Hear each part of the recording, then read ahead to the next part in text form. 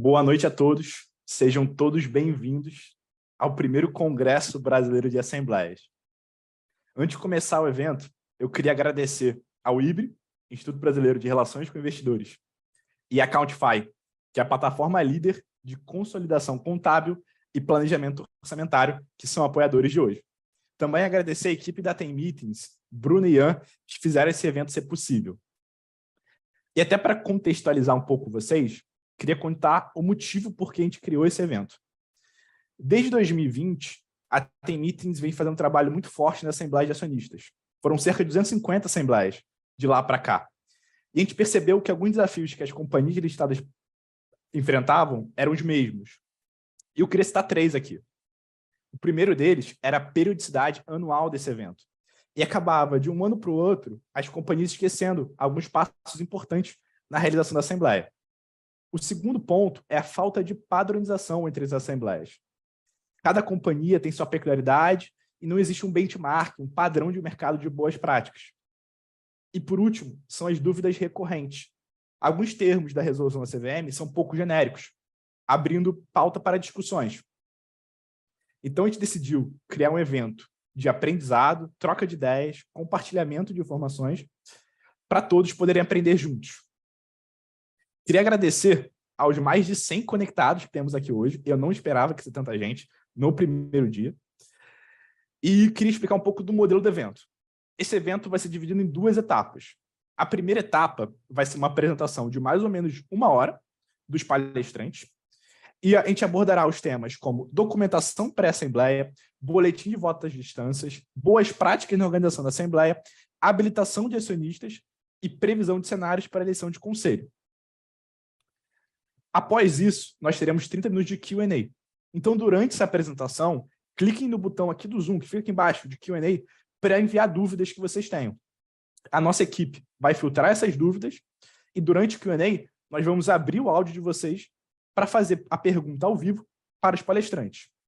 Falando neles, vou começar a introduzi-los. O primeiro é o Gustavo Rugani, sócio do escritório Machado Meyer, especialista societário e temas ligados ao mercado de capitais, como operações de dívida, equity, fusões e aquisições. Também temos a Paula Magalhães, sócia do escritório Lobo de Riso, especialista societário e temas regulatórios focados em companhias abertas. Fechando nosso quadro de advogados, contamos com Marcelo Torinho, especialista de mercado de capitais, societário e sócio da Lefosse. Também temos conosco o Leonardo Rezende, superintendente de relacionamento com empresas e estruturadores de ofertas pela B3. Por último, queria citar 2 frases que eu acho que retratam bem esse evento. A primeira frase foi de um famoso treinador de basquete americano, John Wooden.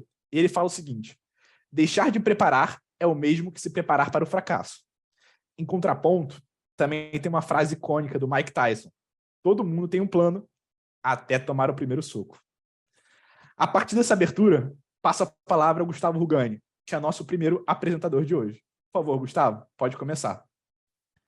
Boa noite a todos. Obrigado, Rafa, pelo convite. Um prazer estar aqui, na presença desses colegas tão queridos aqui, Marcelo, Paulinha, Léo, da B3. Vamos tentar passar um pouquinho, né, da nossa experiência aí que a gente vem acumulando nesses últimos anos, na realização de assembleias, e também ficar à disposição para responder as perguntas no final, né? Eu vou começar por aqui já sem muitas delongas, falando um pouquinho de documentação, né? Documentos preparatórios para a Assembleia. Lembrando que hoje a gente está falando só de preparação de Assembleia, nos outros 2 dias a gente vai ter outras pautas mais vinculadas à realização da Assembleia e cenários que se desenrolam no contexto da Assembleia.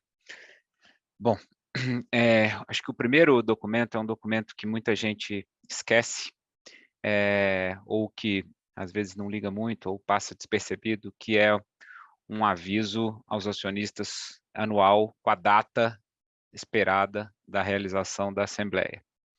Esse documento ele tem que ser subido nos primeiros 15 dias do ano, ou seja, para 2023. Esse prazo já passou.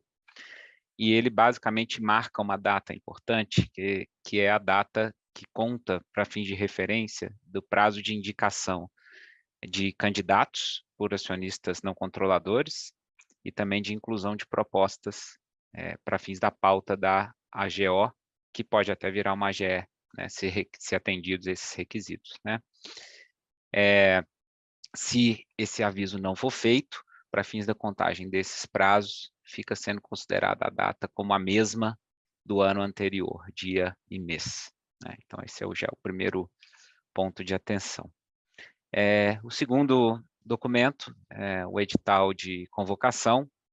O edital de convocação ele é divulgado junto com a proposta da administração, pelo menos 30 dias antes da AGO, e ele tem que ser publicado também em jornal de grande circulação, jornal utilizado pela companhia, 3 vezes, a primeira publicação no mínimo 21 dias antes da Assembleia. Mudança recente, era o 15, né? Agora aumentou para 21 dias. Então, esse também é um ponto de atenção. Ele tem que informar se a Assembleia vai ser digital ou presencial, ele tem que dar as regras para você se habilitar, né, como acionista para participar. Outra informação também que eu vejo muitos casos, algumas companhias não têm incluído, apesar da determinação da CVM, é um percentual necessário para requerer o voto múltiplo, em caso de eleição de conselho, que é uma tabela progressiva, né, ou decrescente, conforme o capital social da empresa. Se o estatuto também prever um número mínimo e máximo de conselheiros, tem que ter um item da ordem do dia para definição do número de conselheiros, né, específico, definição de quantidade. Eu acho que o último toque com relação a esse documento é atentar para o quórum, especialmente em caso se tiver uma GOE e alteração de estatuto, que tem um quórum qualificado de instalação nesse caso. Passando para a proposta da administração, é um documento mais robusto, né? Ele tem ali toda a regra também de habilitação dos acionistas e em termos de conteúdo deliberativo, ele traz toda a parte de destinação dos resultados do ano, né? Existem os anexos próprios, né, para cada uma dessas matérias. Ele inclui toda a discussão de MD&A, né, a discussão dos resultados do ano, e aqui já alertando, na nossa visão, já no novo modelo, né, do formulário de referência, não mais no modelo que vigorava até o ano passado.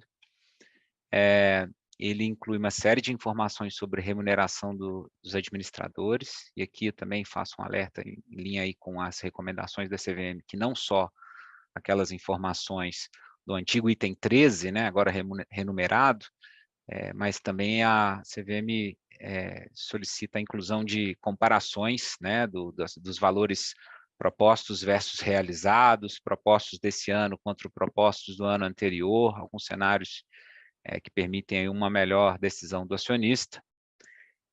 A indicação também dos administradores, e aí a Paula vai falar um pouquinho mais sobre a governança desse processo de indicação, né? Existem políticas de indicação, políticas de remuneração, comitês em muitas companhias, então essa dinâmica tem que ser seguida também previamente, né? A apresentação da proposta. Também nos casos de eleição, a CVM solicita a inclusão dos cenários de voto, né? Quer dizer, se houver voto múltiplo, se houver o voto em separado, porque pode haver uma diferença de cenários, né? Nessa situação, inclusive uma ordem de preferência aí entre, eventualmente, os candidatos apontados pela administração para a eleição. As informações sobre os próprios candidatos, né? Seguindo aquele padrão já conhecido também da CVM, e outros anexos, a depender aí de outras matérias que venham ser incluídas na pauta, né? Sempre que a GO também né? A GO barra extraordinária, ela traz para si a necessidade do uso do BVD primeiro e o uso também de todos aqueles anexos que estão na resolução 81. Um outro documento são as demonstrações financeiras. Com relação a essas também, algumas regrinhas que vale a pena apontar aqui nesse foro. Quer dizer, primeiro, aquele famigerado comunicado do 133, né, da lei de SA, que se você não publica, né, publica as DF 30 dias antes da Assembleia, você divulga um aviso avisando que elas estão à disposição dos acionistas, faz essa publicação até 5 dias antes da Assembleia, também é permitido. e num cenário de 100% de aprovação, que é absolutamente improvável, né, numa companhia aberta, essa publicação pode ser feita até o dia anterior da Assembleia, com essa aprovação unânime. E lembrar também das peças que compõem essa demonstração financeira, né? Além das peças propriamente contábeis, lembrar do relatório da administração. O relatório de administração tem conteúdo determinado por regra da CVM. Lembrar do parecer do Conselho Fiscal, parecer do Comitê de Auditoria, se houver. E acho que o último documento, já passando a bola aqui para o Léo, meu colega da B3, que vai falar sobre ele, é o nosso querido BVD. Esse instrumento aí que democratizou bastante o acesso às assembleias. Léo, bola contigo. Obrigado, Gustavo. Obrigado, Rafael, todo o time da TEM pelo convite aqui para esse evento tão importante. Marcelo, Paulo, também é um prazer dividir aqui o espaço com vocês. E, bom, sobre o boletim de volta à distância, acho que vale a pena a gente sempre pontuar, né? Acho que o Gustavo trouxe aqui o termo democratização, a importância que ele teve na temporada de 2022, né? De adesão de acionistas aqui à votação, né? Mais de 30 mil votos foram processados no ambiente da B3, recebidos através do voto à distância, mais de 3 mil acionistas estrangeiros utilizando esse instrumento, né? Então ele já se demonstrou aí como uma ferramenta importante para compor o quórum das companhias aqui nas assembleias. Então, acho que essa é uma mensagem importante, né? E o primeiro ponto que eu gostaria de trazer aqui sobre o boletim, né? Ele vai acabar refletindo muito dos documentos que o Gustavo já trouxe aqui, né? Principalmente a proposta, os itens que serão deliberados na Assembleia, mas acho que um ponto importante para a gente atentar desde já, que eu gosto sempre de lembrar, é sobre o acesso ao sistema da B3, né? A gente utiliza o Sicorp para poder cadastrar os boletins de voto à distância, né? Então, a companhia, seja áreas de relações com investidores ou jurídico, que cadastra esse boletim de voto à distância no Sicorp, o sistema da B3, é importante que estejam com acesso atualizado e o quanto antes isso for feito, é uma tranquilidade, uma preocupação a menos aí para a companhia, dado que a Assembleia é composta de tantas variáveis e de tantas tarefas que precisam ser cascateadas, né? Então, o acesso ele é bastante simples e a gente simplificou. Eu vou trazer algumas novidades, guardei algumas novidades para trazer aqui no evento, eu vou pontuá-las. Acho que a primeira delas é sobre o cadastro. Então, ele continua sendo feito através do e-mail cadastro@b3.com.br. Tá? Através desse canal é possível enviar os e-mails e as pessoas que precisam ter acesso à plataforma nas companhias. Então, é importante se atentar de pessoas que eventualmente tenham saído do time, que não deveriam mais ter acesso ao sistema representando a companhia, mas também de novas pessoas que deverão ter acesso. Mas a novidade é que antes, né, até a temporada do ano passado, havia 2 perfis de acesso, né, o de cadastro e o de aprovação. E a gente sempre defende muito essa divisão de papéis por uma segurança da companhia, né, de que você verifique ou revise o boletim antes de que ele vá para o mercado, porque uma vez aprovado, o boletim é distribuído para todo o mercado, custodiantes e investidores, então é uma etapa importante e crucial aqui da divulgação do boletim de voto à distância, mas em alguns momentos, em algumas situações, era complexa essa divisão de papéis dentro da empresa, né? Que só uma pessoa cadastre, que uma pessoa diferente aprove, né? Então, a gente possibilitou que a mesma pessoa agora possa fazer os 2 papéis, então, se eventualmente só uma pessoa tiver acesso a esse sistema na companhia, ela vai ser capaz de cadastrar e também aprovar o boletim de voto à distância. De novo, não é o que a gente recomenda de melhores práticas, o ideal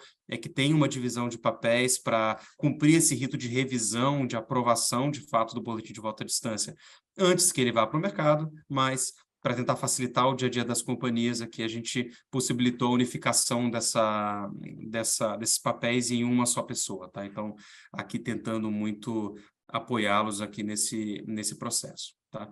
Então, acho que esse é o primeiro ponto aqui importante. O quanto antes, verifiquem, por favor, quem são as pessoas da sua empresa que têm acesso ao sistema, quem deveria ter, e a gente está aqui à disposição para poder ajudá-los aqui no cadastro das novas pessoas, tá?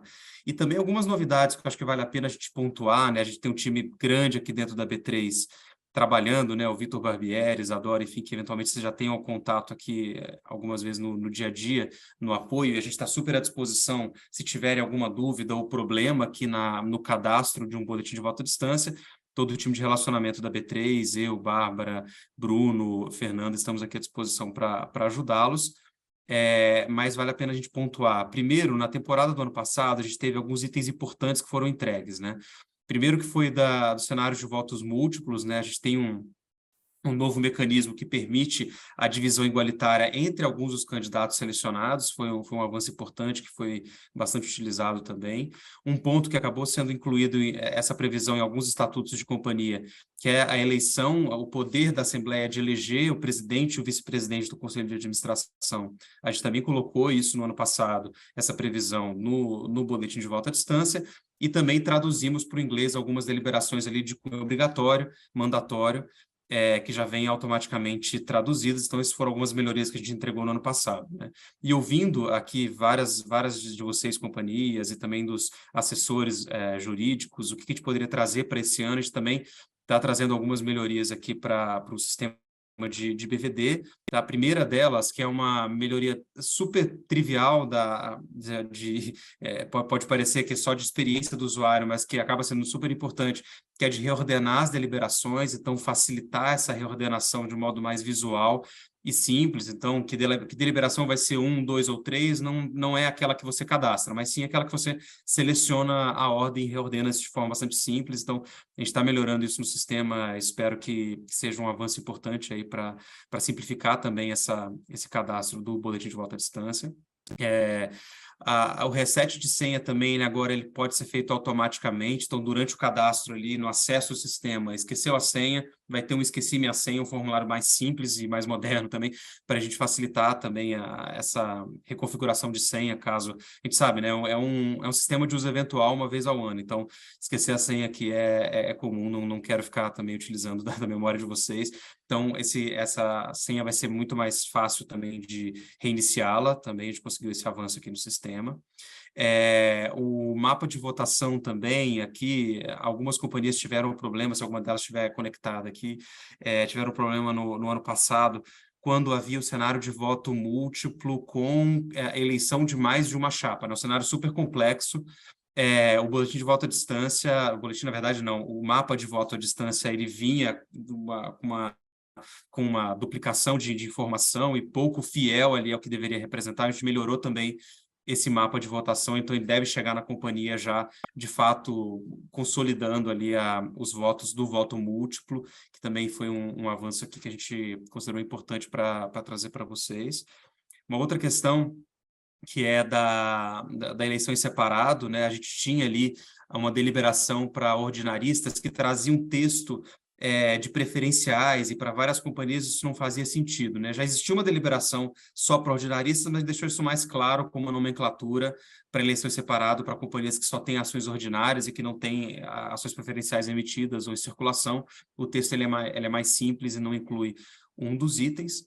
Tá? E, por último, é uma melhoria que não é para as companhias, ela é para o escriturador, mas que indiretamente vai acessar as companhias, que é a informação do saldo ininterrupto, né? O tão falado saldo ininterrupto. A B3 agora ela vai disponibilizar para o escriturador, o banco escriturador, qual é o menor saldo ininterrupto, o saldo mínimo ininterrupto de todos os acionistas.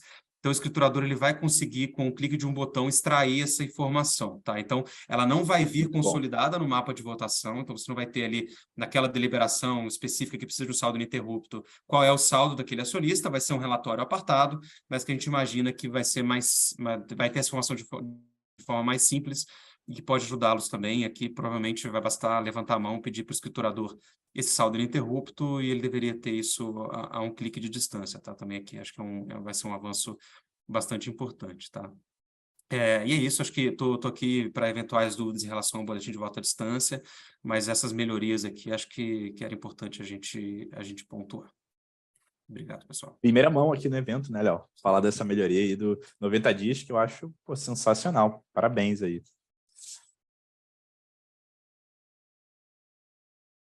Bom, pessoal, vou pegar aqui a minha parte. Primeiro, Antes de agradecer a participação no evento, queria agradecer o Leonardo pelas mudanças que ele disse aqui no evento, que eu acho que às vezes parece uma coisa pequena, mas gera uma enorme dor de cabeça a gente ter a questão do salão ininterrupto, a questão das senhas do Cicorp, e aí eu vou, na minha parte aqui, tentar falar de questões mais práticas, e parece uma questão pequena, mas a companhia falando para a gente, a gente faz aqui o input do boletim, o boletim já está pronto, e chega no dia do input do boletim e fala, uma das senhas é do fulano de tal que está de férias, que saiu da companhia, tem que entrar em contato com a bolsa, pedir para revalidar a senha, e aí, enfim, eu acho que é um erro prático bem comum, que a gente busca tentar evitar, mas que, assim, já cai aqui dentro do meu tema, né, que é a parte de treinamento e questões práticas para o evento. Mas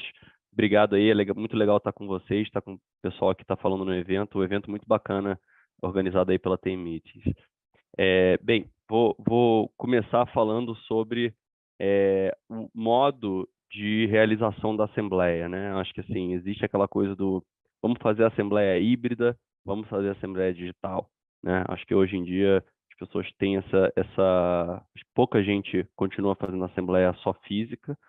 A gente tem exemplos disso, mas eu acho que hoje todo mundo migrou para um sistema de assembleia digital ou um sistema de assembleia híbrida. Particularmente, e aí uma opinião minha, acho que assim, a companhia tem que fazer do jeito que ela entenda que funciona melhor para ela, tá? E às vezes existem motivos relevantes para que ela opte por fazer a híbrida. Mas a assembleia digital tende a ser muito melhor do que a híbrida por alguns fatores. Quando você faz a assembleia híbrida, você tem um aumento na dificuldade de credenciamento, porque você tem que ter credenciamento de quem está chegando lá, compatibilizado com o credenciamento de quem está na via eletrônica, né, na via digital. Você tem um problema assim, uma questão de entendimento do que está acontecendo na Assembleia, porque você tem gente que pode pedir a palavra na Assembleia física e tem que estar claro para todo mundo o que está acontecendo. Então, tem uma questão de áudio, de operacionalização e compreensão de todo mundo do que está acontecendo, que é prejudicado quando você tem uma assembleia híbrida, especialmente quando você tem a participação de alguém que quer falar e quando é híbrida, quem quer participar vai à assembleia. Então, a verdade é que se você faz uma assembleia híbrida e tem um minoritário que vai querer pedir um esclarecimento ou tem alguma questão polêmica na assembleia, ele vai falar na assembleia física e muitas vezes a gente vê que isso prejudica a compreensão do que está acontecendo no ambiente digital e a gente tem que ter ali algum tipo de intérprete para ir explicando o que está acontecendo. E tem também, por último, a questão da própria contabilização dos votos da Assembleia híbrida versus a Assembleia digital. Ainda mais hoje em dia, que os mecanismos de Assembleia digital estão muito ágeis, né? Você vota, em parte deles, você vota no próprio sistema, então a operação vai acontecendo ali de um jeito muito prático, e quando você tem que compatibilizar isso com os votos de pessoas que vão pedir a palavra na Assembleia Física, isso também atravanca o decorrer da Assembleia. Então, assim, para dar uma resposta aqui, minha opinião eu prefiro a Assembleia Digital, mas eu acho que tem que partir da companhia, assim, às vezes você vê a companhia pensando na híbrida porque quer ter lá o advogado, o auditor, quer ter lá as pessoas que precisam estar, quer se juntar fisicamente para ter a segurança, mas você pode fazer muito bem isso num ambiente digital. Então, dá para fazer isso, dá para se juntar fisicamente, mas fazer a assembleia toda de forma digital.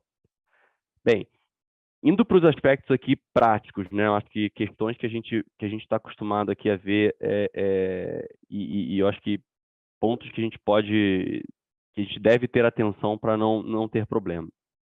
Para começar, é muito importante ter um treinamento da assembleia, tá? Então, acho que muitos erros que a gente vê de vez em quando acontecendo, ou fica sabendo de assembleias que tiveram alguns erros, assim, não adianta a gente fazer o trabalho jurídico perfeito, a proposta está perfeita, todos os documentos estarem perfeitos, e chega na hora da assembleia, a gente bate cabeça com algum ponto, ou a assembleia demora muito. Claro que existem assembleias que são complexas por natureza, mas assim, demorar na Assembleia, às vezes, joga todo o trabalho no lixo, porque aí sai o membro do conselho que estava lá na Assembleia, faz um comentário de que demorou muito, por que demorou tanto, e você joga o trabalho de todo mundo que estava ali no lixo, né? Porque a percepção é de que foi ruim. Então, acho que a parte do treinamento da Assembleia, ela tem uma função prática de deixar a Assembleia ágil, mas ela também tem uma função jurídica de estratégia, porque na hora que a gente vai simular a Assembleia,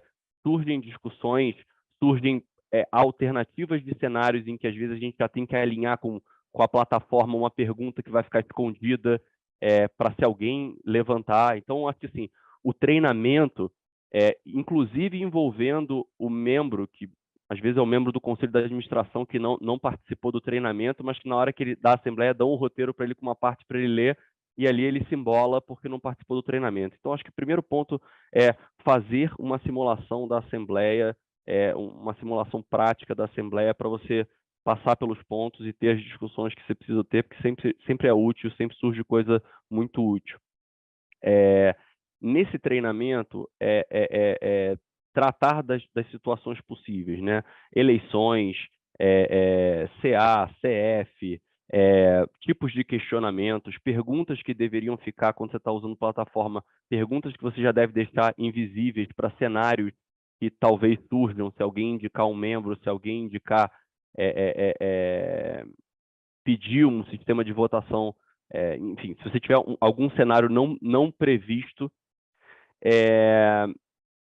alinhamento em relação a próprio prosseguimento da Assembleia, terminando a Assembleia, quem projeta vai ler o corpo da Assembleia ou vai só passar na tela? Acho que são pequenas coisas que são bem úteis, né? Verificar junto ao time quem tem as senhas do Cicorp, aí a gente já ficou sabendo que a senha do Cicorp agora vai ser única, e especialmente passar pelo BVD, porque o edital de convocação vem com uma convocação que é muito mais sintética do que a que você vai precisar abrir nas perguntas para colocar tanto no sistema do prestador de serviço, quanto para colocar no BVD. Então, assim, ali no seu edital você tem 4 matérias, né? 3, 4 matérias, mas na prática você vai ter a eleição do membro do conselho de administração, você vai ter que primeiro, às vezes você tem a eleição do presidente, já é uma matéria que vai ter que estar lá isolada. Você tem que definir o número de membros quando o seu estatuto tem um range de membros. Você tem que ter uma deliberação para definir qual vai ser o tamanho do seu conselho de administração. Então, assim, a deliberação, que é a eleição do conselho de administração, já se desdobra em 3, pelo menos, quando você tem a eleição do presidente. Então, eu acho que esse tipo de coisa, quando você vai jogar o seu edital de convocação para dentro do BVD, e naturalmente para dentro do sistema do prestador de serviço, você tem uma expansão aí considerável das matérias, que é diferente do que está no seu edital de convocação, que é diferente daquilo que você passou pela sua RCA. E é um preparo importante você passar por essa abertura. Uma questão relacionada a essa, que é importante, é a definição no âmbito do Conselho de Administração, se você vai fazer uma eleição por chapa ou se você vai fazer uma eleição individual, e como você vai tratar a indicação feita por um minoritário. Então, assim, existe uma recomendação da CVM no ofício circular de que, se você está fazendo por chapa e há uma indicação de um membro, que você quebre a chapa e faça individual para incluir um membro, o membro indicado pelo minoritário. Essa é uma recomendação. Existe uma decisão do colegiado, onde o colegiado fala que a CVM não pode impor isso. Então, assim, é uma recomendação, mas a gente sabe que existem situações práticas onde a companhia vai insistir no regime de chapa, e eu acho que é o tipo de discussão estratégica que está associada a você ter essa preparação para a Assembleia, essa preparação prática, que é como eu vou agir com a indicação de um membro, eu vou abrir a minha chapa, não vou abrir a minha chapa, eu vou exigir que ele reapresente a chapa da administração trocando um nome. Acho que a gente tem aí vários cenários que podem ser discutidos e que são cenários estratégicos importantes. Do ponto de vista de cronograma, né? Acho que é importante também ter todas aquelas datas de recebimento do mapa do escriturador. A gente recebe no D-2 ali o mapa do escriturador, tem que disponibilizar na CVM, recebe no D-1 o mapa consolidado do BVD, recebe no D0, no D0 tem que subir na CVM a ata ou o sumário. A maior parte das companhias sobe a ata toda, mas você tem a opção de subir o sumário e subir a ata completa 7 dias depois. Os prazos pós-assembleia, né? Quer dizer, o trabalho não acaba só com a assembleia, e esse tem sido um ponto que a gente tem visto bastante até pela atuação da CVM no pós-assembleia, né? Duas coisas acontecendo. A companhia que pós-assembleia acha que todos os problemas acabaram e esquece dos mapas que tem que ir ali pós-assembleia, né? Você tem prazo para subir o mapa final analítico, para atualizar o formulário de referência naquilo que foi alterado no âmbito da própria assembleia. E especialmente, eu acho que esse é um detalhe importante e talvez a gente tenha visto alguns erros, no pós-assembleia, na hora de subir no campo do Empresas.net, que a pessoa sobe no campo errado e recebe um ofício da CVM, da Bolsa, chamando a atenção de que você não apresentou o documento, e aí, quer dizer, tudo foi feito da forma correta, mas por conta de subir no Empresas.net, então acho que vale o cuidado aí, ao longo de todo o processo, mas especialmente no pós-assembleia, quando todo mundo relaxa, de subir no Empresas.net no campo correto, porque a CVM enxerga isso como não ter subido. E aí ela oficia, você tem que recorrer, explicando o que aconteceu, enfim. É algo que é um erro que às vezes acontece.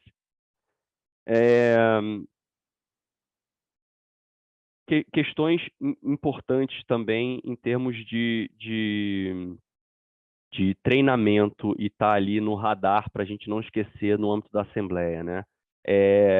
A questão de deliberar a independência dos membros que são independentes, né? Então, o regulamento do novo mercado ele fala, ó, independência você tem que deliberar em Assembleia. Então, é importante ou você deliberar ou você ter um texto que cubra essa obrigação.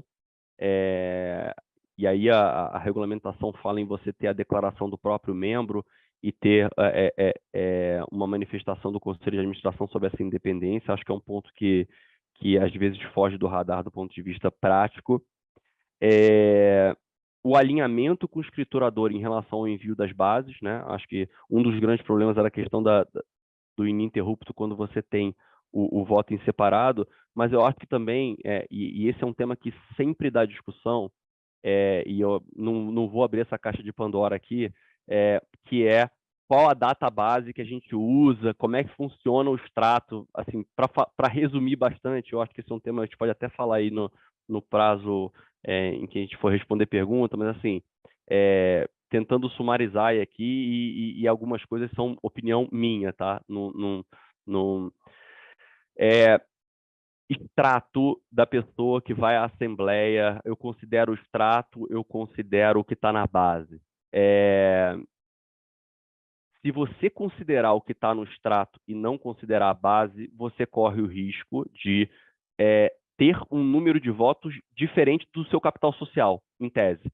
Então, assim, se você pega a sua base ali do dia da Assembleia, aparece um sujeito com extrato num valor diferente, você não sabe quem da sua base transferiu para ele, teoricamente. Quer dizer, o argumento aqui é teórico, né, para poder solucionar, que se eu considerar o valor que está no extrato, eu estou considerando errado alguém na minha base. Então, teoricamente, se todo mundo estivesse na Assembleia e votasse, eu posso chegar ao extremo de estar votando a pessoa que vendeu as ações para quem está com o extrato. Então, assim, o extrato para comprovação de titularidade, ele é válido, ele é pedido, ele é demonstrado, ok. Mas eu acho que assim, a companhia tem que ter um critério coerente de base. Então, assim, a gente vê companhia que usa a base do dia, companhia que usa a base do dia anterior. O importante é você ser coerente, tá? E essa discussão que eu estou falando é uma discussão que você vai ter também no mapa do escriturador, né? Porque o mapa do escriturador você recebe ali no menos 48 horas da Assembleia, ele é o mapa que indica o número de votos com base no que o escriturador estava vendo no D-, né, no D-48. que é diferente da votação no dia da Assembleia que você vai considerar. Então, para dar um exemplo teórico aqui, você tem um acionista que tinha uma ação no dia em que eu tirei a fotografia do BVD, ele votou favoravelmente com uma ação. Se eu uso no dia da minha Assembleia a database da Assembleia, e ele tem 10 ações, eu estou considerando o voto favorável dele, que ele deu em 1, para 10. Então, existe sim, e eu acho que a gente tem esse tipo de discussão. A gente tem essa discussão, por exemplo, na atualização do BVD, eu mudo a base do que veio do escriturador em relação ao que eu recebi direto na companhia, ou eu só acrescento os votos daquela base? Porque, assim, aqui a gente tem, eu não tenho, o pessoal vai brigar comigo aqui porque eu não tenho tempo para falar disso, mas acho que tem uma série de desdobramentos aqui que são desdobramentos práticos, mas alguns são estratégicos. Acho que a gente tem um valor estratégico aqui a depender da situação em que a companhia está. E aí, para passar para alguns outros pontos importantes aqui e que caem em erros comuns das companhias, necessidade de retenção de duas coisas em relação à distribuição de dividendos, né? Primeiro, distribuição de dividendos tem que lembrar do formulário de proventos da Bolsa, né? É um detalhe ali, mas a gente de vez em quando vê companhias que fizeram IPO há pouco tempo, não tinham nunca tido lucro, aí tem um lucro pela primeira vez, não conhece o procedimento, mas tem um formulário de proventos que tem que ser preenchido através do sistema, e é importante que isso esteja alinhado entre o RI da companhia e a Bolsa, para que você não tenha um problema prático. Em relação à dividendo, a destinação do resultado ainda, e aí um pouquinho antes, né, na hora de elaboração da proposta, discutir bem as questões de retenção, né? Então, às vezes a companhia está ali, passa essa parte da proposta de administração para uma área interna que vai falar da retenção, e assim, tem que ter cuidado para olhar se essa retenção está fazendo sentido, se essa retenção está baseada no orçamento de capital, se essa retenção está baseada numa reserva estatutária, se essa retenção está baseada numa hipótese excepcional, onde a companhia entende que ela não tem como distribuir aqueles dividendos ali, e cada uma dessas alternativas você vai ter desdobramentos e precisa estar bem claro isso. A gente vê por aí precedentes de companhias que fazem retenção e isso é mal explicado. Então, é um ponto que é importante, é um ponto que precisa ter atenção. Acho que o último ponto prático aqui, mas eu acho que a Paula vai falar mais, para algumas companhias que tem um capital muito disperso, não tem acionistas de referência, onde você tem ali onde se fiar para conseguir a aprovação das matérias, especialmente a aprovação da remuneração da administração. A gente tem visto cada vez mais a influência que esses prestadores de serviço americanos de proxy, né, ISS, Glass Lewis, eles têm lá as próprias orientações, eu não vou entrar nisso aqui, mas por conta dessas orientações deles, às vezes você vê uma orientação de voto negativo numa mudança de remuneração ou numa composição de conselho de administração, e isso impacta para as companhias que têm dificuldade de aprovação dessas matérias. Então, acho que é um aspecto para estar atento, vou deixar para a Paula falar disso, mas é um aspecto que a gente está começando a ver cada vez mais, e eu acho que vai ver cada vez mais na medida em que você tiver companhias mais pulverizadas, a preocupação com o voto que vem da base de estrangeiros. Até porque a base de estrangeiros, e essa é uma crítica que a gente fazia já ao BVD, a base de estrangeiros tem por política marcar sim para várias coisas que eles acham que é boa governança, e você vem com pedidos de instalação do Conselho Fiscal, você vem para a Assembleia com pedido de voto múltiplo às vezes, simplesmente porque o estrangeiro, e a gente já viu na prática diversas vezes de entrar em contato com o estrangeiro quando veio o BVD, e ele não está entendendo nada do que é aquilo, e a gente explicar e a pessoa falar, eu não tinha ideia, e mandar o BVD de forma diferente, tá? Então, assim, a verdade é que o estrangeiro não entende muitas vezes como várias das coisas do BVD funcionam, e ele tem por default marcar achando que é boa governança. Isso gera um problema prático ali, uma questão desnecessária. Então, em relação ao voto múltiplo, por exemplo, a marcação do voto múltiplo, onde você joga todo o número de votos equalitariamente entre todos os candidatos, e a gente via que, na verdade, isso acabava facilitando o acionista que estava na Assembleia a eleger mais. Assim, o voto, é o voto múltiplo às avessas, é o voto múltiplo sem poder nenhum, porque como você não consolidava num membro, acabava dando a chance de um acionista com um percentual pequeno que estivesse presente na Assembleia coordenar votos para conseguir eleger um membro. É a antigovernança, mas a gente viu isso acontecer bastante. Bem, não vou me alongar aqui, que eu estou tomando todo o tempo, vou deixar para a parte das perguntas, mas eu acho que de últimos pontos aqui, só para pincelar, acho que alguns que o Gustavo falou. O Gustavo falou do edital e da demonstração financeira, lembrar que tem companhia que tem valor inferior tem receita bruta inferior a 500 milhões, e essas companhias podem, pela resolução 166, subir os documentos no Empresas.net, elas não precisam fazer as publicações. Acho que é um ponto que, às vezes, está fora do radar de algumas companhias pequenas ou que fizeram IPO há pouco tempo. O quórum de instalação para a mudança de estatuto que o Gustavo falou, mas também, quando você tem a AGE, está atento, claro, àquelas matérias onde você tem quórum qualificado, especialmente envolvendo reorganização societária, onde você precisa ter um quórum qualificado de votação na Assembleia. Acho que eu passei por tudo. Obrigado, vou passar a palavra para a Paula. Bom, oi, pessoal, boa noite. Obrigada, Rafa, obrigada, Tenmires. Peço desculpa pela minha voz, estou recém-saída de um Covid, mas, enfim, obrigada a todos pela presença, é um prazer estar aqui com o Léo, com o Torinho, com o Rugani também. Vou falar muito rapidamente sobre um aspecto que todo mundo fala, mas no dia a dia mesmo, na vida como ela ela está se tornando agora um pouco mais importante, né? Eu acho que os preparativos envolvendo os diversos agentes de governança vem amadurecendo bastante. Enquanto que antigamente você tinha lá ata de RCA, eu tenho conselho fiscal, faz aqui o parecer do conselho fiscal, ata do conselho fiscal, beleza, vamos lá, edital, convoca a assembleia. Antigamente era um pouco assim, depois, óbvio, você tinha a proposta, o edital, depois você tinha a assembleia lá na frente, a ata, alguns preparos, mas hoje em dia, hoje em dia existe um verdadeiro ecossistema dentro de cada uma das partes da pauta da Assembleia, né? E eu vou destacar aqui, muito rapidamente, 4 que eu acho que são bem importantes.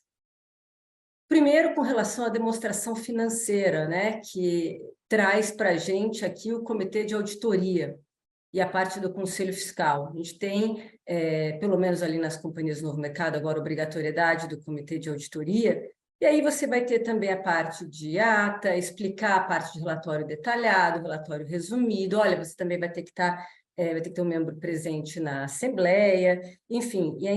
E como COAUD, ele é extremamente responsável pela integridade, pela qualidade das demonstrações financeiras. Não preciso nem dizer que com o efeito, né, do evento Americanas fez com que praticamente todos os advogados que ainda não conheciam os comitês de auditoria das companhias que atende passou a conhecer, e agora tem se tornado bastante usual alguns calls, algumas reuniões do comitê de auditoria, para entender melhor esse papel, onde deve atacar, o que deve fazer, né? Muito por conta desse efeito de Americanas. E tem um segundo aqui evento, né? Eu acho que boa parte de vocês já devem ter visto, né? A decisão recente lá do STF sobre coisa julgada em matéria tributária.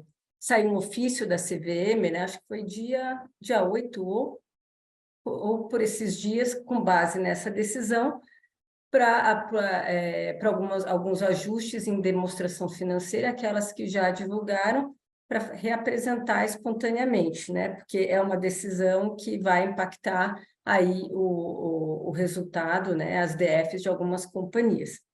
O segundo, que eu falaria um pouquinho aqui, é óbvio que mexe com a eleição do Conselho de Administração, a deliberação sobre independência e aderência à política de indicação, né? E aqui, essa parte sobre independência, que estava muito focada em Novo Mercado, agora lá com a Resolução 68 e com os ajustes da lei, você acabou tendo isso para um rol de companhias muito maior, né? Que aí, não me lembro mais se foi o Rugani, se foi o Torinho que falou, sobre a parte da declaração da independência, a deliberação em conselho sobre a independência, depois a deliberação em assembleia também sobre a independência, é uma coisa que vai acabar atingindo um rol de companhias aí muito maior, e quem aqui também não se deparou em alguns calls, e eu tenho recebido cada vez mais já os nomes assim, Paulo, quero que você dê uma olhada aqui na independência, está aqui o currículo, está aqui a biografia da pessoa, o que ela faz ou deixa de fazer, para a gente avaliar, ajudar o comitê de gente, que também é um outro agente que entra aqui, a avaliar se o candidato é realmente independente ou não. Um terceiro aspecto aqui, a parte de remuneração, e ela traz aqui um quarto aspecto da avaliação também, mas a remuneração, né, aquela discussão para encaixar na proposta de administração, e entra aí também muitas vezes o comitê de gente, RH, além dele enlouquecer com o item antigo 13, agora o 8, para a Assembleia, ele vai ajudar aqui também, né, bastante a gente a ter as discussões sobre a remuneração global da administração, que também segue ali as políticas de remunerações. Você vê aqui, então, todo um cenário trazendo políticas, né, que assim, não são exatamente uma novidade, mas cada vez mais sendo executadas de fato, e também alguns comitês tomando aí um papel importante, não mais um papel secundário, né? Comitê de auditoria, comitê de gente, comitê de RH. E o último pontinho, que é a avaliação, ela vem muito atrelada a essa parte de remuneração, principalmente as do novo mercado, que agora são obrigadas a fazer a avaliação uma vez no mandato do conselho, dos comitês e da sua diretoria. Cada vez mais vem a discussão de em que momento desse mandato a gente vai fazer essa avaliação e quais os instrumentos dessa avaliação, né? Seja aquele questionário para autoavaliação do grupo, autoavaliação do membro, avaliação de outras pessoas, ou avaliação feita por terceiros, mas, enfim, é um assunto que veio para a pauta do preparo para a Assembleia, né? E aí, um segundo ponto, que a gente combinou aqui para eu falar um pouquinho, o Torinho já trouxe, mas vale sempre a pena falar, a presença das proxies internacionais, né? A ISS e Glass Lewis, que são as que cobrem Brasil. São muito focadas na eleição, né? Principalmente de conselho de administração e remuneração, né? São os dois grandes itens que elas tratam. Não sei aqui se todos conhecem a Morro Sodali, que é uma empresa que ela resume o guidance da ISS Glass Lewis, ela resume inclusive para o Brasil e solta, né, esses papers. O desse ano ela já soltou em janeiro. E o que eles trouxeram aqui? E o papel deles tem sido relevante, como o Torinho bem falou, naquelas companhias de capital pulverizado, mas mesmo aquelas de controle definido, cada vez mais estão se preocupando com a postura, com o posicionamento adotado pela ISS Glass Lewis, porque eles sabem que alguns institucionais estrangeiros vão seguir as recomendações, né? E por onde eles pegam, geralmente? Na parte de independência, sem dúvida, né? Eles se preocupam muito com o máximo de número de independentes, e eles têm lógico que isso é a regra, eles tratam na exceção, eles tratam no caso a caso. Eles gostam muito que as empresas de novo mercado em nível 2 tenham pelo menos 50% de independentes. E eles colocam 2/3 ou 2, pelo menos nas de nível 1 em mercado tradicional. Né? Isso não é uma exigência regulatória, de novo, mas é o que as proxies gostam e esperam ver, e quando não vem, desde que forma explicada, ela não solta lá uma recomendação para against. Agora, se ela vê uma coisa que é muito... só tem os independentes obrigatórios, né? Agora, obrigatório ou pelo regulamento ou pela lei, e não vê nada do que ela sente de extra por esse nível de governança elevado, ela vai lá e recomenda a rejeição, sem dúvida, né?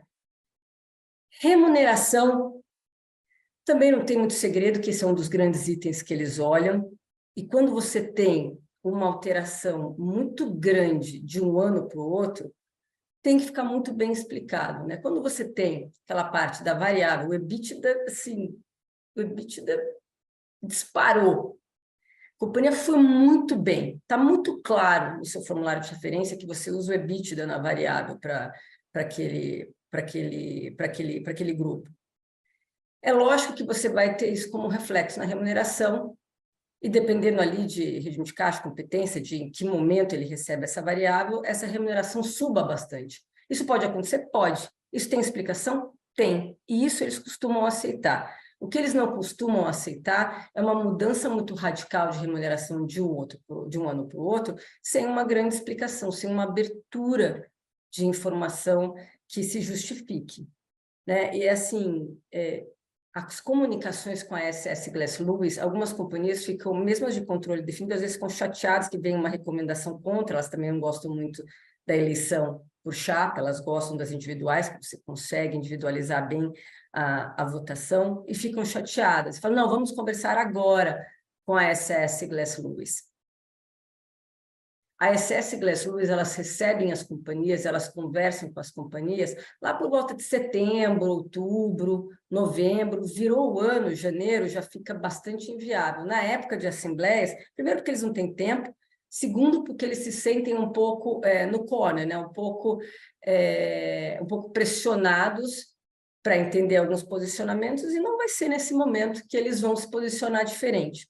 Então, aquelas companhias de capital pulverizado, aquelas que se preocupam com a SS Glass Lewis, principalmente para alguma coisa, às vezes não só a AGO, como bem lembrado aqui pelo resto do pessoal, vocês às vezes têm um tema de aprovação de um ILP importante, um novo SOP, um plano de RSU importante para sair agora, um plano de match, ou então uma reestruturação societária, que você precise aí de uma aderência maior dos seus acionistas, de uma adesão maior dos seus acionistas. Tudo isso você consegue, quando você tem a SS Glass Lewis jogando do seu lado, facilita bastante as coisas, né? E, por último, meu último item aqui, falar um pouquinho de documentos para ter ali de representação na Assembleia, nenhuma grande novidade, né?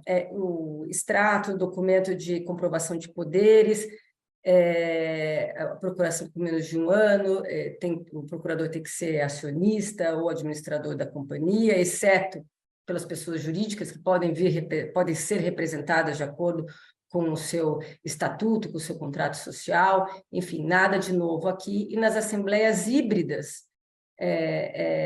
como o Torinho bem falou, você vai ter a dificuldade de ter que fazer essa verificação do online e daqueles presenciais, quando você tem totalmente digital, facilita muito a sua vida, porque esses documentos são entregues com 2 dias de antecedência, e quando você contrata Ten Meetings, inclusive, eles só vão lá e postam, né, Rafa? Facilita bastante a vida, que é só acessar e olhar e questionar se tiver alguma coisa faltando. Então, acho que da minha parte é isso. E para fazer uma última observaçãozinha, concordo com o Torinho, também prefiro as 100% digitais. Treinamento essencial. Eu até contei aqui, eu tenho tanto episódio engraçado dos treinamentos, mas uma que eu achei muito divertida foi quando a TV da sala do conselho pegou fogo no treinamento. Então, assim, os treinamentos são bons, né? Inclusive, tem o pessoal ali do TI e o pessoal dos bombeiros também agora virou, assim, o novo agente dessa minha assembleia foi o pessoal dos bombeiros. Mas, enfim, eu também prefiro a digital. E a assembleia, que é para dar problema, que ela é complicada, porque ela tem ali um tema de alta complexidade, ela vai dar problema no presencial ou no online. Então, não acho que o online vai te trazer problemas adicionais, porque eu acho que a gente já superou boa parte deles, né? É isso. Perfeito. Agora eu vou chamar o Gustavo para fechar o painel. Bons pontos da Paulinha aí, são vários casos interessantes mesmo, que acontecem às vezes no treinamento, às vezes na real já, né? Bom, eu vou falar rapidamente aqui, estamos estourando o tempo, um pouquinho sobre eleição de conselho de administração fiscal, mas eu prometo que eu não vou entrar na polêmica da efetiva realização da eleição, porque esse é o tema do dia de amanhã, e eu já tive uns insights que esse tema já vai ser tratado lá e é bastante interessante. Vamos focar aqui em preparação, né? Além de toda essa questão que Paulinha já trouxe da governança, né? Da preparação de seguir toda a governança das políticas de indicação, das políticas de remuneração, dos processos internos e externos. É importante também fazer um exercício também, puxando um pouco do que o Torinho disse, um exercício de cenários, né? e se acontecer isso, o que eu vou fazer? E se vier um pedido de eleição separada, um pedido de voto múltiplo, como é que eu vou fazer? Tem, assim, especialmente companhia de controle definido, né? Tem que ter os candidatos de conselho fiscal já pré-selecionados, né? Eu vou entrar, vou falar um pouquinho, vou fazer uma crítica com relação ao BVD, Léo, mas não prometo que eu não vou tocar nada da B3. Essa questão da instalação do conselho fiscal. Bom, pedido de voto múltiplo, né? Assim, de novo, assim, falando de preparação só, até 48 horas antes da GO, trace cenários, avalie o caso de haver o voto múltiplo, como que os votos vão ser distribuídos, quem você vai priorizar, se você tiver que escolher entre determinados candidatos que são indicados pela administração, né? Você pode ser forçado a deixar alguém de fora. Deixe isso claro, inclusive para o próprio candidato, para não ter uma frustração com um potencial conselheiro que vê sua eleição frustrada, né, em razão de um processo desse. O BVD é de 5% a 10% do capital votante, dependendo de uma escala do capital social. Essa participação ela tem que ser apurada lá na data da Assembleia, então pode ser que alguém tenha pedido e perdeu a participação, vendeu, etc., cai o voto múltiplo. Pode ser também que quem pediu retire, eu já passei por essa situação concreta, houve pedido de voto múltiplo e foi retirado na Assembleia, então a própria CVM falou, olha, se você tem o interesse de participar no voto múltiplo, não confie no pedido do outro, né? Peça você mesmo. Para eleição separada, essa notícia da participação ininterrupta é maravilhosa, Léo, fantástico, isso vai ser super útil para a gente, é sempre uma luta, né, a gente apurar isso. Participação ininterrupta no período de 3 meses é um requisito para qualificar o acionista para a eleição em separado. E um lembrete que se houver a eleição em separado, essas ações elas não participam nem de um processo de voto múltiplo, que pode ser simultâneo, não, mas concomitante, né? E não participam da eleição geral também. Lembrando também que se houver votação em separado e voto múltiplo, a lei permite, assegura ao controlador, se houver, né, a maioria do conselho. E isso pode resultar, inclusive, no conselho com uma composição maior, também já enfrentei essa situação, maior do que o previsto no estatuto até, para assegurar o direito de maioria no conselho de administração. Para o conselho fiscal, existe também um percentual mínimo para solicitar a instalação, variável conforme o capital social, e aqui a CVM pensa um pouquinho diferente, a CVM é do entendimento de que, havendo o pedido de instalação, os 10% ao que a lei se refere, basta existir um free float de 10% que os minoritários, em qualquer quantidade, elegem o candidato em separado. Um pouco diferente, portanto, do Conselho de Administração. Atentar na hora de preparar os candidatos, né, e de indicar os candidatos para os impedimentos, né, não pode ser empregado da companhia, não pode ser do grupo econômico, não pode cônjuge, parente, então atentar para isso para não ter surpresa lá na hora. Finalizo aqui com minha única crítica com relação ao BVD, que é a pergunta sobre a instalação do Conselho Fiscal, ela ser imutável. Então, ela é uma pergunta padrão, sim, não, você deseja instalar o Conselho Fiscal? Sim, não, abstenção. E o que eu tenho percebido do ponto de vista prático, e percebi isso também para o voto múltiplo, especialmente na última temporada de assembleias, é que existe um volume muito grande de acionistas que preenche sem entender o que ele está fazendo. Quando ele bota a instalação do Conselho Fiscal, ele não necessariamente tem a real intenção de colocar o Conselho Fiscal, mas muitas vezes é um preenchimento desavisado, né? Não sei se o cara da Asset manda o estagiário preencher e fala assim, não, concorda com tudo, põe sim para tudo. E aí ele vai marcando sim, sim, sim, sim, sim no BVD, e aí isso várias situações em que atinge o percentual mínimo para a instalação do Conselho Fiscal, e a gente se depara com a situação de não ter um candidato indicado. Isso abre oportunidade para um ativismo duvidoso, né, do acionista que compra uma ação para ir na Assembleia para tentar se eleger no Conselho Fiscal, mas isso é tema para amanhã. Então, acho que minha única crítica com relação ao BVD seria a possibilidade de inverter o sentido da pergunta, né? Porque eu tenho, eu tenho um sentimento forte de que isso mudaria drasticamente o volume de assembleias em que o volume necessário para solicitar a instalação do Conselho Fiscal seria atingido. Acho que com isso a gente termina a parte positiva aqui, vamos para as perguntas, né, Rafa? Perfeito. Pessoal, então a primeira parte do evento foi finalizada, que é o painel de apresentação dos palestrantes. Agora o Q&A vai pegar fogo. Quem não mandou pergunta, só clicar no ícone Q&A, que a gente vai responder aqui ao vivo.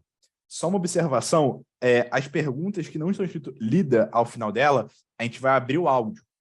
Se alguém mandou uma pergunta e quer que ela seja lida, só mandar agora de novo no Q&A, lida, que a gente vai puxar só a última pergunta e vai ler. Se não manda nada, a gente sabe que é para abrir seu áudio, tá bom?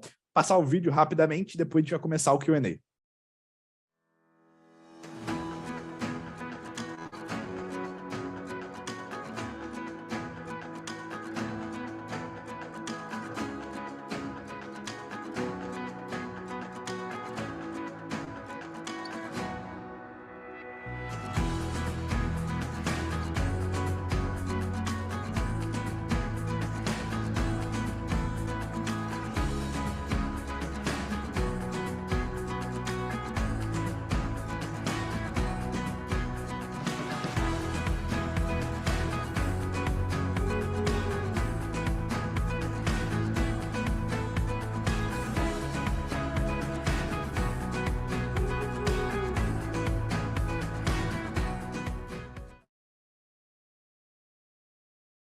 Perfeito, perfeito, pessoal.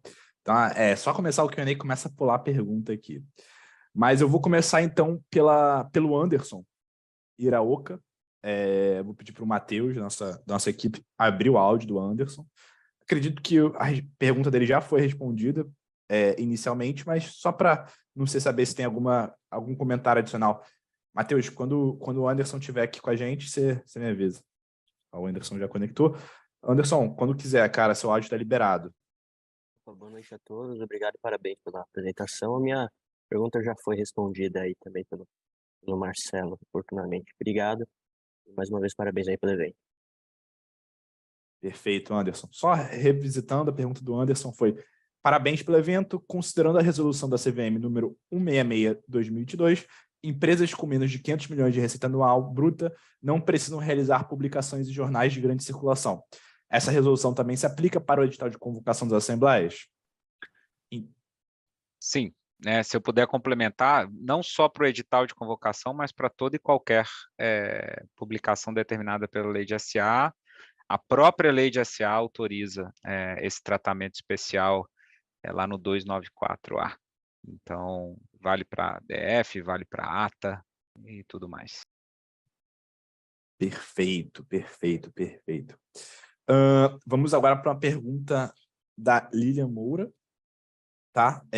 Vou pedir de novo ao nosso operador, na conferência de resultado, que abra o microfone da Lilian, que ela possa fazer a pergunta. Oi, boa noite, pessoal. Eu queria ouvir um pouquinho mais sobre a manifestação do Conselho de Administração sobre a independência dos membros indicados. Assim, de qual forma ela seria feita? Seria uma ata de reunião de conselho, onde eles deliberam sobre as declarações enviadas pelos membros, e aí essa ata é mencionada na proposta da administração, ou seria alguma outra forma? Obrigada.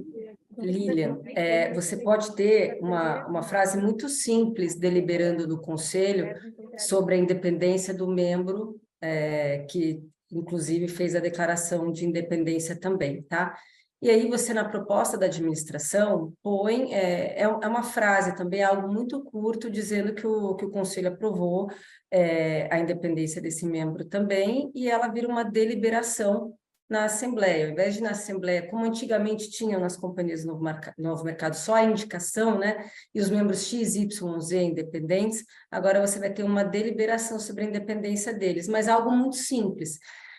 Os bons precedentes são todas essas companhias do Novo Mercado ano passado que fizeram, todas elas têm um precedente, mas assim, algo para ser muito curto, não é para ser trabalhoso, não. É muito mais trabalhoso o processo em si, né? Essa parte do comitê de gente que pega ali a política de indicação e vai analisar o currículo de cada um, a biografia de cada um, para determinar se eles são independentes ou não, porque esse pessoal do comitê é quem dá o suporte, né? Quem ajuda o conselho de administração na decisão, além de, claro, a própria declaração da pessoa, né?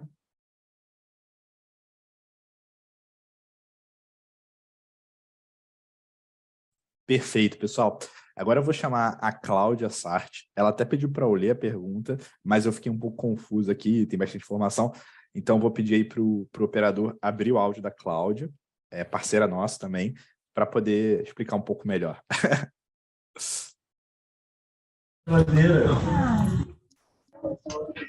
Oi, posso falar já? Pode sim, estamos te ouvindo.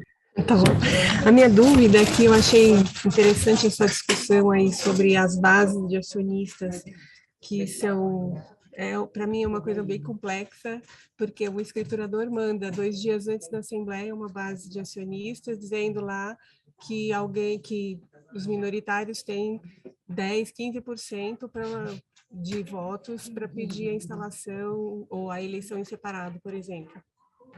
Aí, você chega no dia da Assembleia, você vai fazer aquela checagem dos 3 meses ininterruptos e você constata que não é verdade, aquele número não chega àquilo, porque nem todos aqueles acionistas tinham os 3 meses ininterruptos. Então, o acionista ficou com aquela expectativa de que, olha, vamos conseguir, mas chegou na hora e não conseguiu, né? Então, essa situação cria uma dificuldade, eu acho que uma situação ruim para os acionistas, para a companhia, e no fim acaba dando muita confusão. Aí eu queria um comentário de vocês sobre essa discrepância das bases de acionistas, né, que eu acho que causa muita confusão. Causa mesmo. Causa mesmo, e eu vou deixar aqui também o Torinho. Torinho que levantou falou assim, não vou me estender, mas agora vai ter que se estender, Torinho. A Paula já falou que vai responder. É complicado mesmo e é natural que seja assim, né? É natural que quando eles peçam ali a eleição em separado, geralmente o candidato ele vem com uma certa antecedência, né? A eleição em separado do Conselho de Administração ele pode ser ali na hora, ao contrário do múltiplo que tem que ser pedido 48 horas antes, mas o que acontece na prática, muitas vezes, é que esse indicado do minoritário, ele aparece antes para a eleição em separado, né? E, de fato, existe uma confusão, sim, nessa parte de comprovação de poderes, e o que está na lei é muito claro que tem que comprovar, poderes não, desculpa, a participação ininterrupta, o que está muito claro na lei é que ele tem que comprovar a participação ininterrupta de 3 meses. Veio esse sistema agora da Bolsa, que eu acho que vai facilitar enormemente o processo, mas, Cláudio, é assim mesmo esse processo e às vezes gera uma frustração, sim, porque muitas vezes os próprios acionistas também não sabem dessa obrigação dos 3 meses ininterruptos e você vê cada vez mais essa explicação sendo dada, não só nas propostas de administração, mas dentro dos próprios BVDs, mas apesar de todas as explicações, às vezes acontece de ter uma frustração, sim, mas assim, realmente se não há, né, o patamar mínimo da participação ininterrupta, realmente a eleição acaba não tendo o efeito desejado pelo acionista que pediu, né? E se eu puder complementar, Paulinha, também, assim, eu acho que é inerente do processo de BVD que exista alguma divergência por conta do timing, né, dos tempos e movimentos, uma divergência dos votos, né, até que saem no próprio mapa do escriturador e na Assembleia no final. Né? Então, assim, o BVD ele veio para ajudar e ele veio para democratizar e para permitir uma participação à distância, mas o acionista que quer ter a certeza do seu voto, a recomendação é sempre que ele participe, né? Então, assim, às vezes a Assembleia é mais dinâmica, né, que o BVD. Exato. Então, assim, isso é inerente do processo dos tempos e movimentos, né, que acontecem nessa questão, e eu sou capaz de dizer que em quase todos os casos existe uma diferença, porque o volume de BVD tem aumentado bastante, e a negociação continua, né? Então, assim, é bem comum que aconteça essa diferença entre até mapa divulgado antes da Assembleia e o resultado de voto na Assembleia. E posso complementar aqui também um pouquinho, Cláudio, explicando melhor, né, o que vai ser essa informação que a gente vai divulgar para o escriturador. Então, assim, a gente não muda aqui nada da responsabilidade, como a Paula comentou, a gente tenta ajudar o mercado com uma informação que ela pode ser difícil de conseguir ali na véspera da Assembleia, né? O que a gente vai divulgar, então, é o saldo mínimo durante esse período, né? Então, num exemplo aqui numérico, se ele começou esse período com 100 ações, chegou a um vale de 10 ações, depois subiu para 150, a gente vai divulgar para o escriturador o número, olha, o saldo mínimo nesse período foi de 10 ações, portanto, né, o que ele tem, né, ininterrupto durante o período, e ali o escriturador eventualmente vai precisar trabalhar também do lado dele, né, porque a gente só tem a visão aqui de depositária central, que na maioria das vezes é a totalidade do acionista minoritário, mas pode não ser, né, ele pode ter alguma coisa exclusivamente do escriturador, então eventualmente o escriturador complementa essa informação, e isso irá nesse relatório, tá, mas é apenas uma informação aqui de suporte. Acho que, enfim, Paula e Gustavo já falaram bastante, o processo acaba sendo um pouco confuso mesmo, mas a gente espera que facilite um pouco. Claudinha, ficou claro? Tem mais alguma? Sim, ficou sim. Obrigada, viu? Perfeito, perfeito. Vamos agora para uma pergunta lida, tá bom? Pergunta do Henrique Pessoa. Caros, parabéns pelas exposições. No caso de uma assembleia que trate de uma série de alterações de estatuto, o que vocês recomendam? Uma única matéria que contemple todas as alterações ou cada alteração em uma matéria individual? Vou pegar essa primeiro aqui, então. O melhor, assim, minha recomendação é agrupar ao máximo possível matérias não polêmicas, porque você agiliza muito o andamento da Assembleia. Então, assim, você tem uma reforma de estatuto onde você tem várias matérias não polêmicas, você agrupa elas. Você tem uma matéria polêmica, ou seja, uma matéria que pode dar problema, separa ela das demais. Então, faz um bloco. Você vai junto com a matéria que vai mudar diversas questões, aprovar uma mudança, aprovar um após um PIL. Não coloca após um PIL junto do resto, porque se isso for contestado pelo acionista, você pode ter ali todo o seu bloco de matérias sendo rejeitado ou correndo esse risco. Então, recomendação se você individualizar todas, você fica com uma assembleia hiper longa, desnecessariamente, porque tem muito tema que é irrelevante, então junta os irrelevantes num bloco e bota os relevantes em blocos separados. Essa é a minha opinião. Ou pelo menos os interdependentes, né? Um que não vive sem o outro tem que ficar junto no mesmo bloco.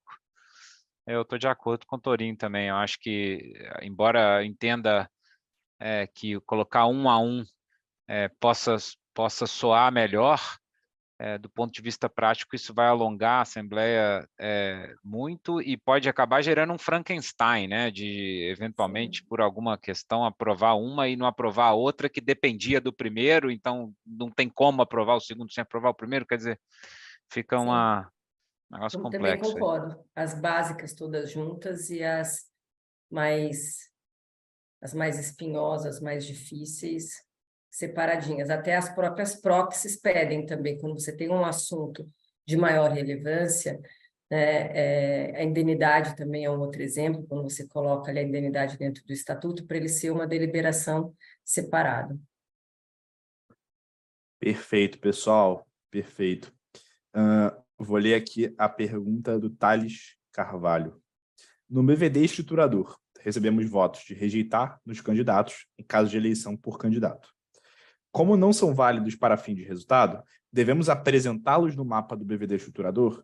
Qual a orientação nesse caso? Então, vou ler de novo, fiquei um pouco confuso. No BVD do estruturador, recebemos votos de rejeitar nos candidatos em caso de eleição por candidato. Como não são válidos, para fim de resultado final, devemos apresentá-los no mapa do BVD do estruturador? Qual a orientação nesse caso? Estou imaginando que ele vai fazer está propondo uma eleição por chapa, né? E aí ele recebeu votos individuais? Não entendi a pergunta. Eu tenho a impressão de que foi você considera, para classificar quem recebeu mais voto, o voto afirmativo. Você deveria desconsiderar o voto negativo, né? Então, a pergunta é, eu apresento os votos que foram dados contrariamente a cada um dos membros? Eu não sei se foi essa a intenção Eu acho da que é pergunta. isso. É isso Eu acho aí. que é Então, isso. essa pergunta abre margem aqui para uma discussão que eu acho que caberia um evento só para ela, que é o voto, porque assim, a gente já teve essas discussões de ter um membro do Conselho de Administração que por muito pouco não recebeu mais voto negativo do que positivo, e ter a discussão de, peraí, mas o que aconteceria se ele tivesse recebido mais voto negativo do que positivo? Eu considero que ele está fora, ou eu só considerei os votos aprovando? Porque a verdade é que ninguém faz o voto líquido, né? Ninguém pega aprovação menos rejeição para poder ver.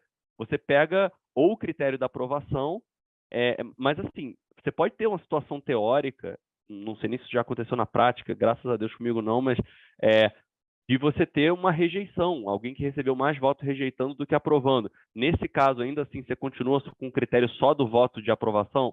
Acho que, assim, eu acho que o melhor a fazer é ter essa discussão antes e colocar no seu manual. Sim.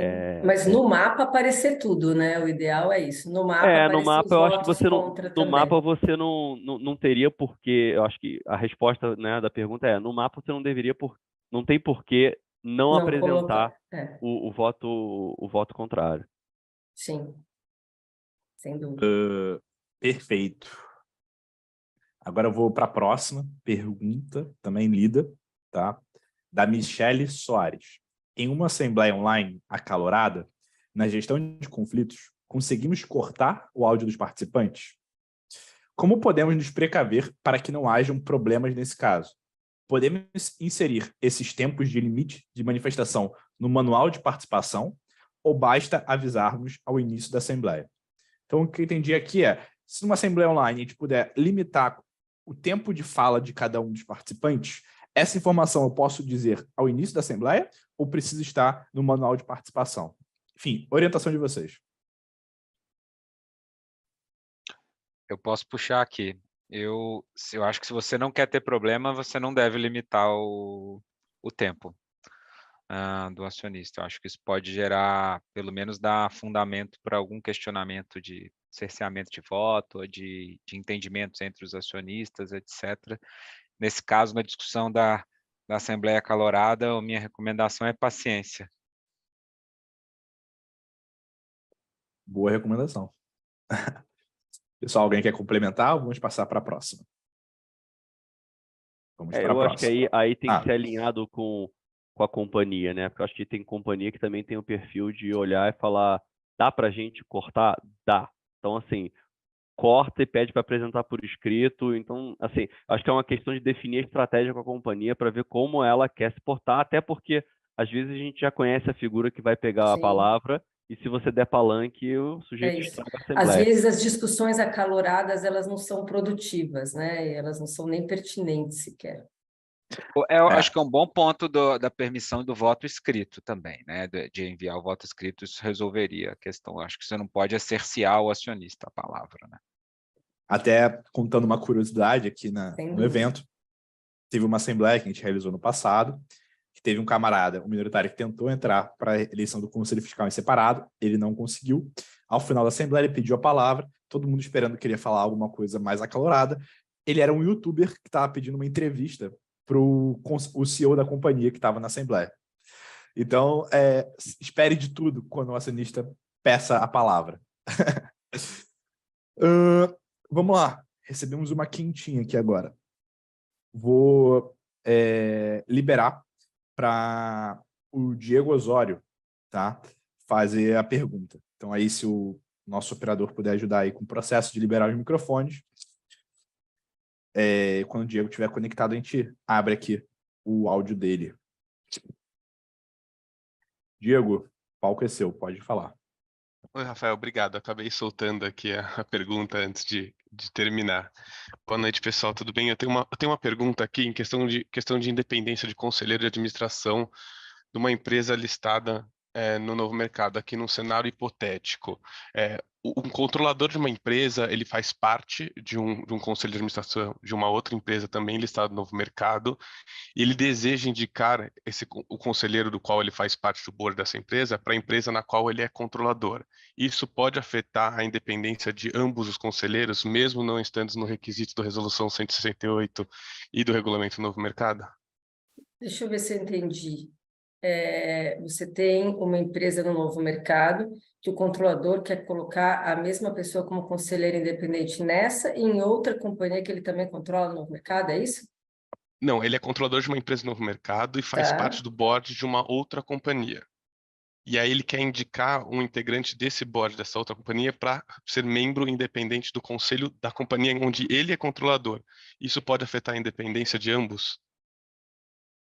Mas assim, pode falar. Não, eu acho que é uma pergunta difícil. Isso aqui é aquela pergunta do... Eu tenho um amigo que é a pergunta teórica bem... Que é pouco teórica, Parece pergunta de TPR, sabe? De parte relacionada, coligada. Essa pergunta é difícil, Diego, mas eu acho que assim, para tentar dar uma resposta para ela, eu acho que tem algumas coisas complexas aí, mas a indicação por alguém por si só não cria não quebra a independência, né? Então, quando eu tenho uma pessoa indicando essa indicação, acho que os critérios, quando a gente vai lá olhar o regulamento do novo mercado, os critérios de independência, a mera indicação não representaria um problema. Então, assim, acho que se eu entendi bem, o fato dele ser conselheiro de outra companhia, mas na minha companhia ele é acionista, a indicação que ele está fazendo não quebra a independência de que ele está indicando. Se eu entendi bem, mas assim, eu acho que a pergunta acho que mereceria uma análise mais calma, mas não sei se eu entendi exatamente, mas eu acho que a mera indicação, o fato dele estar indicando, não quebra a independência. Eu estou com você, Torinho. Esse é o caso do cara que tem um colega de board que ele acha bacana e ele quer trazer para o board dele, da companhia dele. Isso, exatamente. Também eu não acho que esse companheirismo no board, por si só, não é o suficiente para tirar a independência dele, para ele ser o conselheiro da empresa de quem está indicando. E a limitação do acionista que indica não afeta o indicado. Acho que é uma derivada aqui dessa regra, né? Entendi.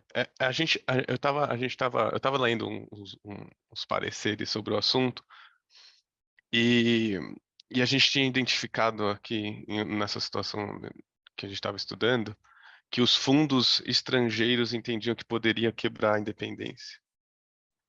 Talvez seja um entendimento não daqui da regulação interna, mas talvez seja uma regra que os fundos estrangeiros acabam adotando, que acaba quebrando essa independência e, enfim, e pode comprometer essa posição do conselheiro. Eu também entendo que não. Se eles são colegas num outro conselho, isso é natural que aconteça.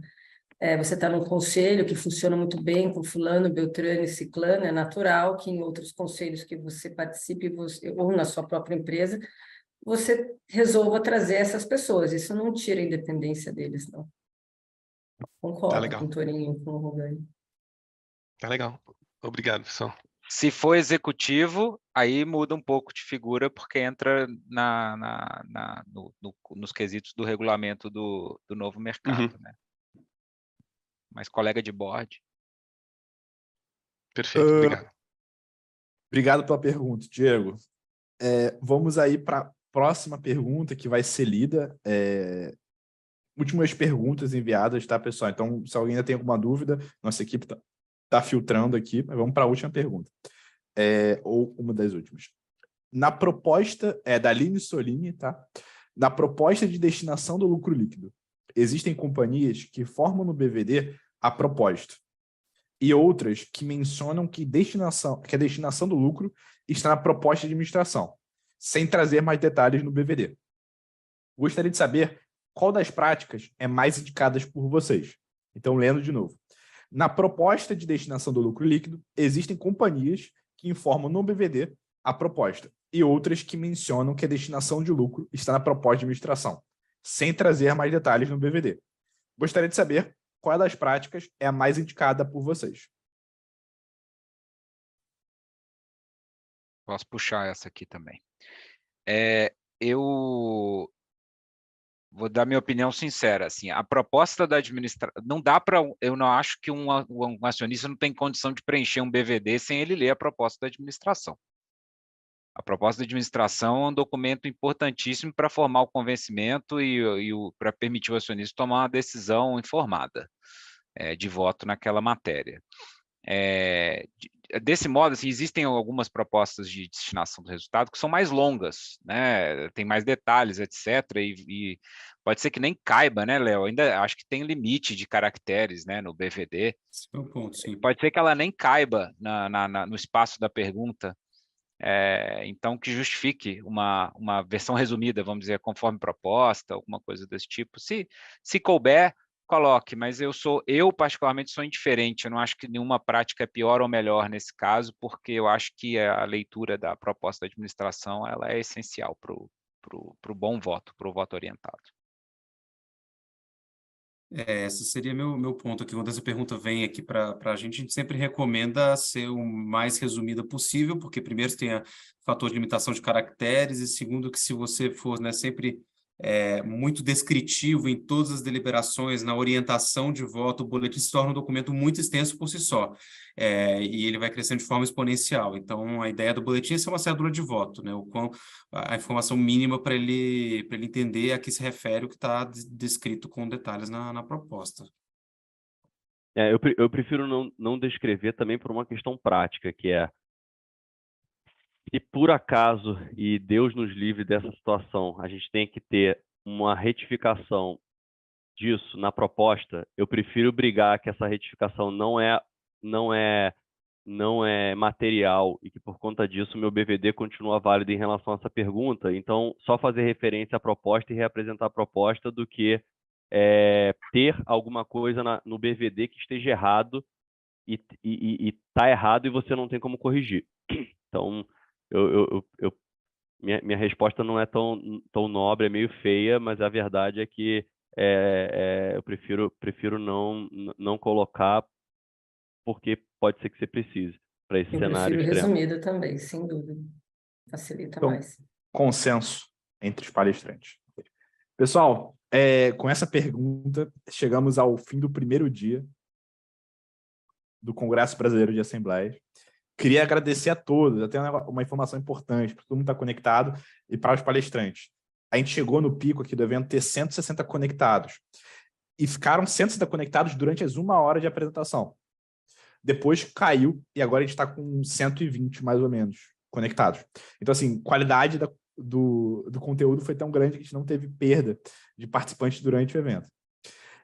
Algumas perguntas a gente não conseguiu responder aqui por conta de tempo, tá? Mas a gente vai responder rapidamente, ou via e-mail aqui para vocês. Um recado importante também, pessoal, depois desse evento, assim que acabar, quando vocês finalizarem o Zoom, vai para uma página de feedback. A gente sempre quer melhorar para os próximos dias, né? Amanhã é o dia de ativismo minoritário e eleições do conselho, é um dia muito bom. E o último dia, quinta-feira, é a visão do regulador sobre as normas. Então, a gente vai contar com a CVM e com mais 2 escritórios e também sobre destinação de lucros. Então, assim, a agenda está muito boa. Só peço que, quando saírem daqui, vocês não esqueçam, tá, de preencher a pesquisa de feedback. Muito importante. Para finalizar, vou responder bem rápido. Eu vou dar também dar um congrats aí para o Helder Luiz, que falou boa noite a todos. Meu nome é Helder Luiz, sou advogado setário, falo de Manaus e estou enviando os meus parabéns pelo conteúdo de alto nível proposto no primeiro dia de congresso. Também tem uma pergunta aqui da Camila Cortez. Os votos da Assembleia Digital podem ser contabilizados sem ser pelo boletim de voto à distância? Se sim, como seria esse procedimento? Sim, Camila. O acionista pode enviar o boletim de voto à distância, mas ele pode votar na hora, ou se manifestando por fala, ou numa plataforma como a nossa, onde ele tem uma urna de voto digital, onde ele pode clicar e enviar seu voto. Tá bom?